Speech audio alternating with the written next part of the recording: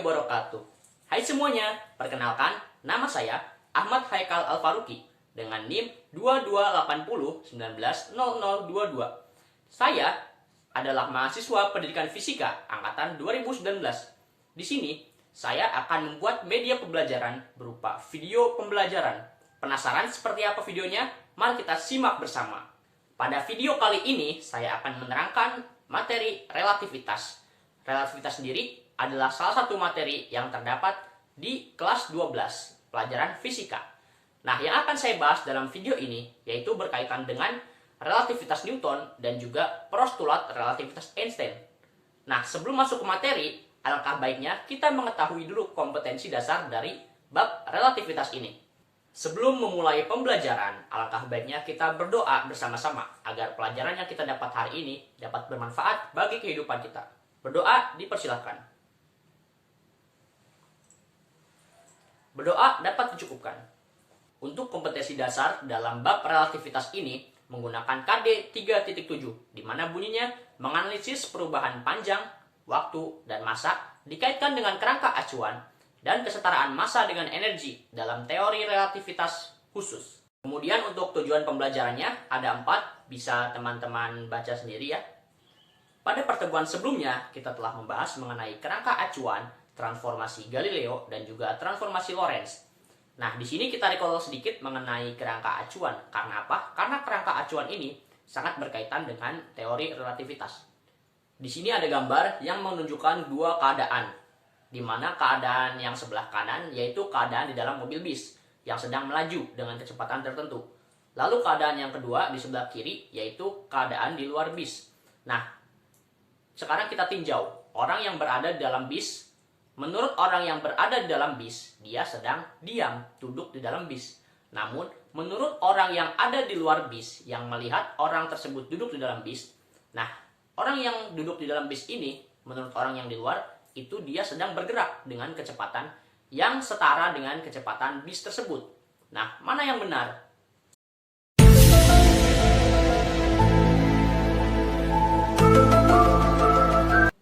Tentu saja, keduanya benar. Tergantung dari kerangka acuan mana kita melihatnya. Jika kita melihatnya dari kerangka acuan orang yang sedang diam di luar bis, di jalan, nah maka orang yang di dalam bis tersebut bergerak dengan kecepatan sama seperti bisnya. Akan tetapi, jika kita melihatnya melalui kerangka acuan orang yang duduk di dalam bis, maka orang yang duduk di dalam bis tersebut beranggapan bahwa dia diam, sedangkan hanya bisnya saja yang bergerak. Jadi jika dilihat dari keadaan foto ini, orang yang berada di luar itu merupakan kerangka acuan inersial karena dia diam terhadap apa yang sedang dia pandang. Akan tetapi orang yang berada di dalam bis, dia merupakan kerangka acuan non-inersial. Karena apa? Karena dia bergerak dengan kecepatan yang konstan. Oke, sekarang kita bahas mengenai teori relativitas. Nah, ada yang tahu apa itu relativitas? Ya, betul. Relativitas adalah teori yang mempelajari bagaimana pengukuran suatu besaran fisika itu bergantung pada pengamat atau kerangka acuan. Nah, materi yang pertama yang akan kita bahas yaitu mengenai relativitas Newton. Di relativitas Newton, Newton mengatakan bahwa setiap gerak itu relatif. Contohnya seperti gambar mobil bis yang tadi, di mana gerak itu relatif. Menurut orang yang di dalam mobil bis, dia tidak bergerak.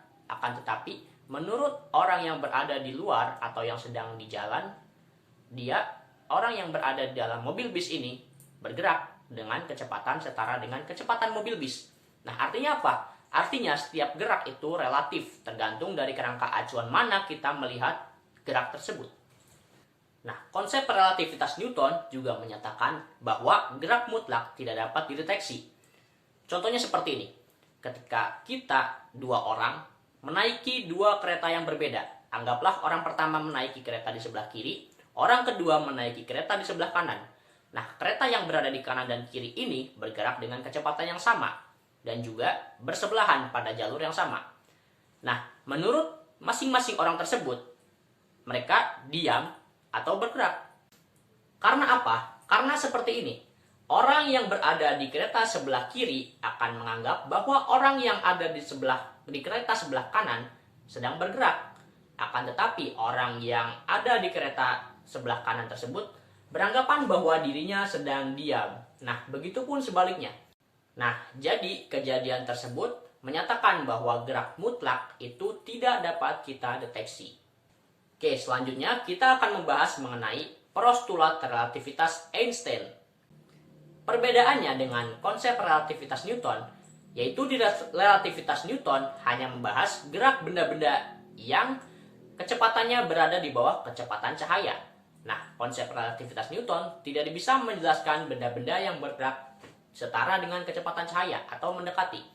Nah, di postulat relativitas Einstein ini dapat menjelaskan benda-benda yang bergerak dengan kecepatan cahaya atau mendekati kecepatan cahaya. Oke, sekarang kita akan membahas mengenai postulat relativitas Einstein, di mana ada dua postulat.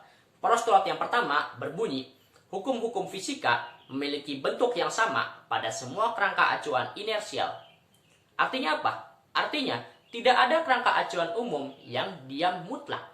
Contohnya seperti ini. Di sini ada gambar dua orang, A dan B. Orang A berada dalam pesawat dan orang B berada di permukaan bumi.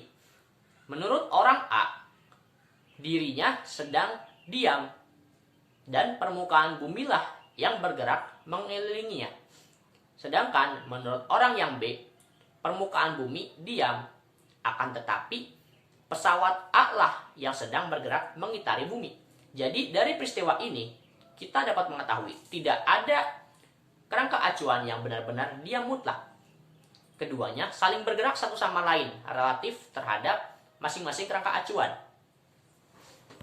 Oke, sekarang kita akan membahas mengenai postulat relativitas Einstein yang kedua, di mana postulat ini berbunyi, cahaya yang merambat di ruang hampa dengan kecepatan C sama dengan 3 kali 10 pangkat 8 meter per second adalah sama untuk semua pengamat dan tidak bergantung pada gerak sumber cahaya maupun kecepatan pengamat. Artinya, ketika kerangka acuan yang kita gunakan adalah kerangka acuan inersia, maka nilai kecepatan cahaya itu selalu sama, mau kita memandang dari kerangka acuan inersia yang satu maupun kerangka acuan inersia lainnya. Nah, contohnya seperti gambar di samping. Di sini ada gambar dua orang, yang merah dan yang biru. Orang merah bergerak dengan kecepatan 0,9 C, memegang senter dengan kecepatan cahaya dari senter tersebut menuju orang B, yaitu sebesar C.